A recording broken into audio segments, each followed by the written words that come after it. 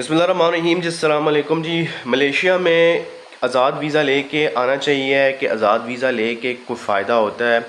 और क्या अगर हम मलेशिया में आज़ाद वीज़ा लेके आते हैं तो क्या हमें जो है किसी हद तक काम करने की इजाज़त है किसी और सेक्टर में या किसी और कंपनी में? इसके साथ साथ क्या हमें जो है वीज़ा, कॉलिंग वीज़ा या कोई भी वीज़ा रजिस्टर्ड एजेंट से क्यों लेना चाहिए? ये बहुत अहम सवाल है और इसके ऊपर मैं थोड़ी सी बात भी करना चाहूँगा इस व्लॉग में। आपने इस वीडियो को एंड तक देखना है क्योंकि बहुत सारे लोगों के साथ जो है वो स्कैम्स हो रहे हैं और हो चुके हैं, ताकि फ्यूचर में इस तरह की चीज़ें ना हो सकें। देखें, आज़ाद वीज़ा की जब हम बात करते हैं तो मलेशिया में आज़ाद वीज़े का कोई कॉन्सेप्ट नहीं है, ठीक है। अब ये वाली सिचुएशन ये है कि हालात हैं बहुत ख़राब इस टाइम के ऊपर इमिग्रेशन जो है वो ये चाह रही है कि बस जितने भी इलीगल लोग हैं, चाहे वो किसी भी तरीके से इलीगल हैं, ये नहीं कि सिर्फ आप अगर मलेशिया पहुंच गए हैं तो आप लीगल हो गए हैं, आप काम कर रहे हैं, आपके पास वैलिड वीज़ा है तो आपको कोई कुछ नहीं कहेगा। ऐसा बिल्कुल भी नहीं है। मलेशिया में अगर आप विजिट वीज़ा के ऊपर भी आएँ और आपके पास लीगल वीज़ा और आप वापस चले गए हैं फिर तो ठीक है, नहीं गए तो फिर तो इलीगल हैं। उन लोगों के ऊपर तो स्पेशल पास की जो एक पेनल्टी डलती है वो तो डलती डलती है। लेकिन मलेशिया में ऐसे बहुत सारे और लोग भी हैं जो आज़ाद वीज़ा के ऊपर आए। आज़ाद वीज़ा से मुराद ये है कि उन्होंने एक कंपनी से वीज़ा लिया, कंपनी से वीज़ा लेने के बाद उन्होंने उस कंपनी में काम नहीं किया, उन्हें किसी और जगह काम करना शुरू कर दिया, किसी और सेक्टर में काम करना छोड़ दिया। फॉर एग्ज़ाम्पल, आपने प्लांटेशन का वीज़ा लिया आज़ाद, आपने किसी और जगह काम शुरू कर दिया, तो उसके बाद क्या होगा आपके साथ? पहले तो इस तरह का कोई सीन नहीं होता था। बहुत सारे मलेशिया में, यहाँ पे हम बहुत सारे लोगों को जानते हैं जो मलेशिया में रहते हैं, आज़ाद वीज़ा के ऊपर आए, कंपनी का वीज़ा उन्होंने लिया, किसी भी प्लांटेशन का या कोई भी कंस्ट्रक्शन का वो काम कर रहे हैं, किसी बुक स्टोर के ऊपर, किसी मार्ट के ऊपर, जो काम उनको आसान लगता है, होटलिंग के ऊपर।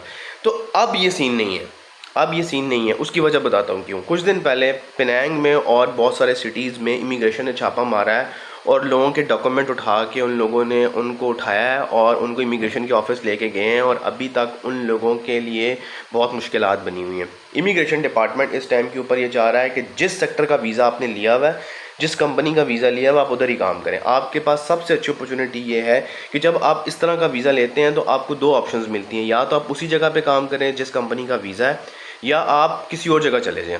अब लोग क्या करते थे, किसी कंपनी का वीज़ा ले लेते, एजेंट हजरात ये करवाते थे कि यार कंपनी का वीज़ा लिया, प्लांटेशन का काम सख्त है, लोग जो हैं वो होटलिंग में चले गए, वहाँ जाकर काम करना शुरू किया। अब जिन जिन लोगों के ऊपर छापा मारा है इमिग्रेशन ने, पेनांग में छापा मारा है, कुआलालंपुर में छापा मारा है, जिन जिन लोगों के ऊपर छापा मारा गया है वो लोग उस सेक्टर में काम ही नहीं कर रहे थे। अब देखें, काम अगर आप नहीं करेंगे तो आपके लिए प्रॉब्लम ये है कि इमिग्रेशन डिपार्टमेंट आपको उठा के ले जाएगी, और आप कहते रहें कि यार हम लीगल हैं, हमारे पास लीगल वीज़ा है। तो भाई लीगल वीज़ा है लेकिन लीगल जगह पे काम नहीं कर रहे हैं। तो इसलिए जो नए लोग मलेशिया आ रहे हैं वो इस तरह की लोगों की बातों में ना आए, एजेंट की बातों में ना आए। एजेंट की बातों में आप अगर आएंगे तो एजेंट की बातों में आने का आपको ही नुकसान है। कल जब आप फंसेंगे तो कोई एजेंट आपको बचाने के लिए नहीं आएगा। दूसरा ये है कि जिन जिन लोगों को उन्होंने उठाया है उन लोगों को कहा है कि जाएँ अपने बॉस को लेकर आएँ, अपने बॉस को बुलाएं। बॉस आपको जानते ही नहीं है भाई, बॉस ने आपकी शक्ल तक नहीं देखी होगी, बॉस को ये बात पता ही नहीं होगी कि जनाब फ़लाँ नाम का, अली नाम का जो शख्स है ये मेरा एम्प्लॉई है कि नहीं। तो बॉस के पास इतना वक्त नहीं है कि वो बॉस जब आप पहुंचते हैं मलेशिया, वो आपको एक एक दो दो दिन के बाद एयरपोर्ट से लेने के लिए आता है। तो क्या आप पकड़े जाएंगे तो वो आपको लेने के लिए आएगा, और आपको पकड़े लेने के लिए क्यों आएगा वो आपको जानता ही नहीं है। तो इस तरह का स्टंट ना खेलें, एजेंट्स की बातों में मत आएँ। और जब भी आप वीज़ा लें कोशिश करें कि आप जो हैं वो जो रिक्रूटमेंट एजेंसी रजिस्टर्ड है आप डायरेक्ट जाके उनसे रब्ता लें। देखिए, मेरे चैनल के ऊपर आपको डेली बेसिस के ऊपर जो डायरेक्ट रिक्रूटमेंट एजेंसीज़ के पास जॉब्स आती हैं, हम उनका आपको कोशिश करते हैं लिंक दे, ताकि उसमें से ये होता है एक तो रेट कम हो जाता है, क्योंकि आपके पास जो वीज़ा आता है वो आपके पास डायरेक्ट तो नहीं आता, वो 3-4 लोगों से होके आता है। तो हर बंदा अगर 20-20, 30-30 हज़ार, 40-40, 50-50 हज़ार रुपये रखना शुरू कर दे तो आपको वीज़ा भी महंगा मिलेगा और रिस्क फैक्टर भी बढ़ जाएगा। तो बेहतर ये है, कोशिश करें आप रजिस्टर्ड एजेंट से वीज़ा लें और सही जगह का वीज़ा लें। ये मालूमात लेना बहुत ज़रूरी है। आप जो एजेंट पाकिस्तान में बैठे हुए हैं, इंडिया में बैठे हुए हैं, नेपाल में बैठे हुए हैं, उन एजेंट्स को ग्राउंड रियलिटीज़ का नहीं है पता, जो ऑलरेडी यहाँ पे लोगों को फेस करनी पड़ती हैं। कल आप जब फंस जाते हैं तो भाई एजेंट आपको तो बिल्कुल ही डिसऑन कर देगा। वो कहेगा सानू की लगे भाई, आओ या ना आओ, आओ हमारा की, हम पैसे ला चुके हैं हम लोग। तो उन्होंने पैसे ले लिए होते हैं।